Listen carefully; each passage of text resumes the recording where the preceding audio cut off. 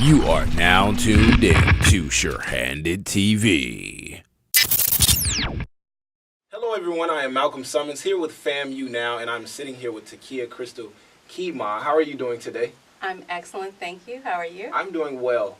And during your experience, That's So Raven, a lot of things that you've done, TV shows, movies, with all the experiences that you have, what are you looking forward to bringing back here at FAMU? I think, I'm very excited to be here.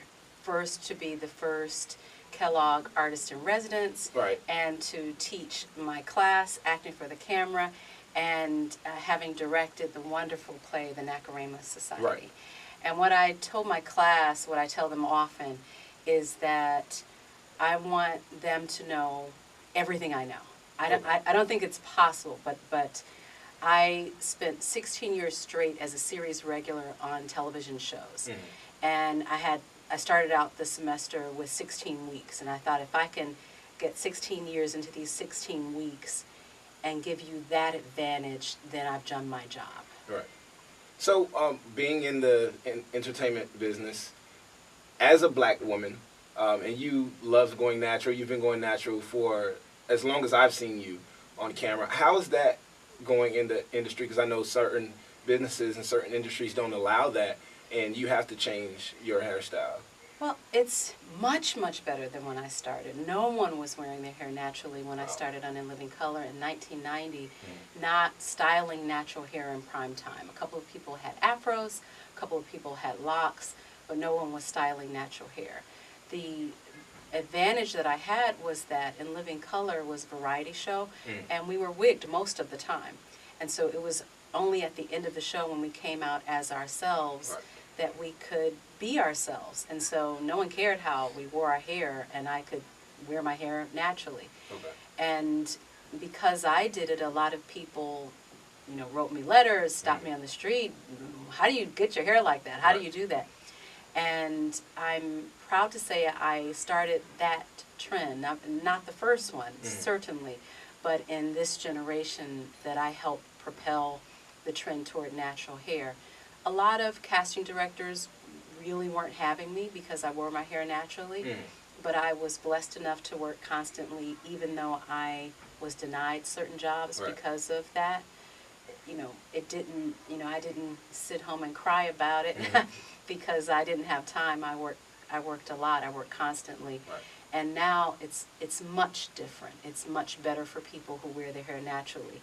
You still see mostly styles that look like mixed race styles. You don't see a lot of styled natural hair with cornrows and things like that, but it's much better.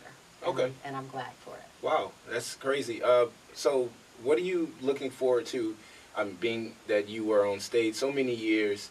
What is your strategies to teaching your students as far as getting ready for that spotlight? I mean, because I've seen just some clippets of the play, and just that little small clip, I was like, wow, I want to, because I've only seen one, theater play here at FAMU. Shame on you. And I do want to see more, definitely. I'm going to see more. So what are your strategies as far as getting your students ready for that spotlight? Well, for theater and for film and television, the more prepared you are, the easier it gets. Okay. The harder you work in the beginning, the more fun you have in the end. And for theater, there's no net. There's no take two. So you have to put in the work in rehearsal, because once the audience is there, you have to be on it. You have to have done your work. And for both film, television, theater, read the script 100 times. Know what you're talking about, and really know and understand what everything means. And then bring your character work to it. And then follow the rules of the medium. For stage, you have to project to the little old lady in the back of the house. For film, you have to be quiet and subtle and sincere in a close-up. For television, it's something in the middle. And so you have to respect the medium that you're performing in, and you have to do your work. And the harder you work, the easier it gets and the luckier you get. Okay. So what's the difference between film and theater? Great. It's great. And that's what because FAMU has a theater program, Right. but I'm teaching acting for the camera. And what I'm instilling or hoping to instill in my students is that transition from the bigness of theater, the Okay. grandness of theater, Right. the grandness of gesture that has to translate all the way to the back of the house, to the subtlety of a look like that on film that has to be that on stage, Yeah. or the little old lady won't see it. And the Wow. people in the front row know it's going to be too big. No, you might spit on them because you're shouting to the back. Right. But that's what you have to do on stage, and that's what you can't do on film. And television is somewhere in between, but much more subtle than theater. Wow. Yeah, I mean, you live in California now. Yes. From Chicago, Illinois, living Yeah, there's just one, Illinois. Illinois. So, what would you say is like what would you like the most? Do you like California, or what's more appealing to you as far as staying wise and living there?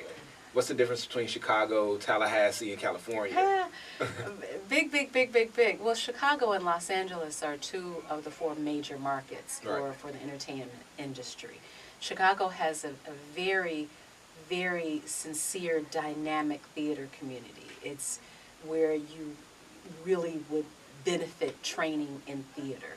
It's not New York. It doesn't have the spectacular big productions of Broadway that are created in Chicago. They come to Chicago, but there are 1,000 theaters in every hole in the wall to big major regional theaters in Chicago, and theater is highly respected. Okay. And so when I meet an actor who trained in theater in Chicago, I know I've got an actor on my hands. Wow. Los Angeles is the center for film and television, and that's where you go if that's where you want to study and thrive. New York is where you want to go if you want to do Broadway, although there's television and film there. There's television and film in Chicago now, and a lot more of it. All of the Chicago shows, Chicago Med, Law, Fire, there's a new one every year. But all of those are there, and some other shows are in Chicago. So Chicago is a good place to be for well-rounded actors who want to do theater, film, and television. Tallahassee is a good training ground if you're at Florida A&M. Right. It's a good place. I didn't come for the theater department. I came on scholarship to the business department many, many moons ago, and got in a talent show my first week Wow. on campus. And got in a play, and got in before I came home for the first Christmas break.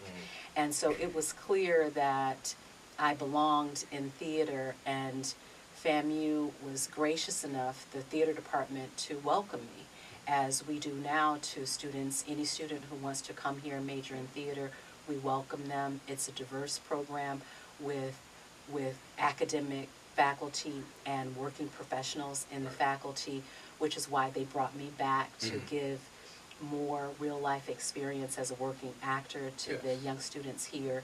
So Tallahassee, and it's a cocoon. It's a safe space. I tell students, all of the students that I mentor, and particularly the young rattlers, that you wanted to make all your mistakes in a safe space, Right. where you're surrounded by people who love you and will help you back up when you fall. Okay. And then you'll be polished when you go forward from here with a little more treachery. Right. where there's a little more, we don't love you so much. Oh, We're in right. competition with you.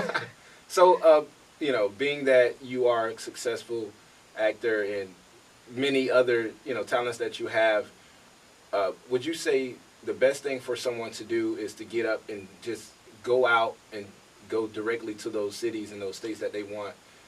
No. Okay. No, definitely stay where you are until you're forced to leave or have an opportunity elsewhere. Okay. Because once you leave your little pond, you're competing with the people that were the best in their towns.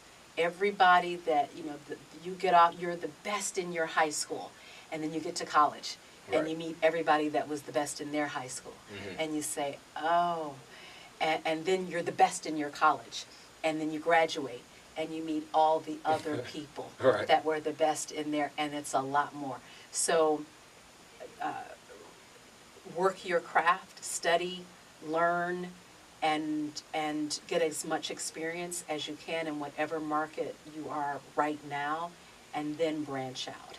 And what we're doing in my class is we're creating a career launch plan. Okay. So that you don't leave and go someplace and show up on the bus and then get carted off someplace. Right. That you have a strategy, a firm strategy that says, this is how I plan to succeed. Day one, I'm going to do this. Week one, I'm going to do this. Month one, I'm going to do this. Year one, year three, year five. This is my plan for success. Too many people get off the bus fresh and have no idea and then fall flat on their face.